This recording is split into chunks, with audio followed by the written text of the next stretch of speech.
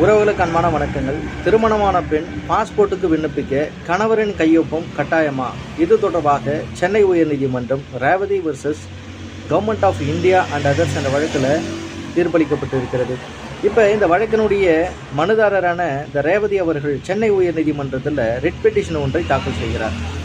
அதில் என்ன சொல்கிறார் என்றால், அவர் பாஸ்போர்ட் அலுவலகத்துக்கு சென்று அங்கே பாஸ்போர்ட்டுக்கு விண்ணப்பிக்கின்ற பொழுது அந்த பாஸ்போர்ட் அலுவலக அதிகாரி அவர்கள், நீங்கள் பாஸ்போர்ட் விண்ணப்பிக்க வேண்டும் என்று சொன்னால் இந்த படிவத்திலே உங்களுடைய கணவரின் கையொப்பம் வேண்டும் என்று சொல்லியிருக்கிறார்.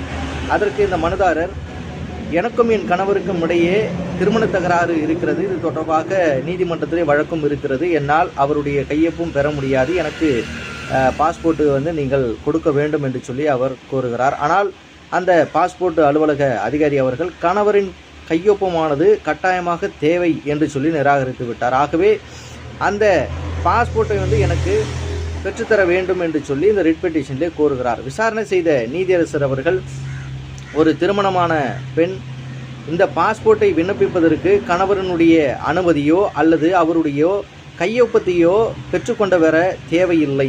ஆகவே அவருக்கு இந்த உத்தரவு பிறப்பிக்கப்பட்ட 4 வாரத்திற்குள்ளாக அந்த பாஸ்போர்ட்டானது மனுதாரருக்கு வழங்கப்பட வேண்டும் என்று சொல்லி பாஸ்போர்ட் அலுவலக அதிகாரிக்கு இந்த தீர்ப்பிலே உத்தரவிடப்பட்டு இருக்கிறது. இதை பற்றி நீங்கள் தெரிந்து கொள்ளுங்கள். நன்றி.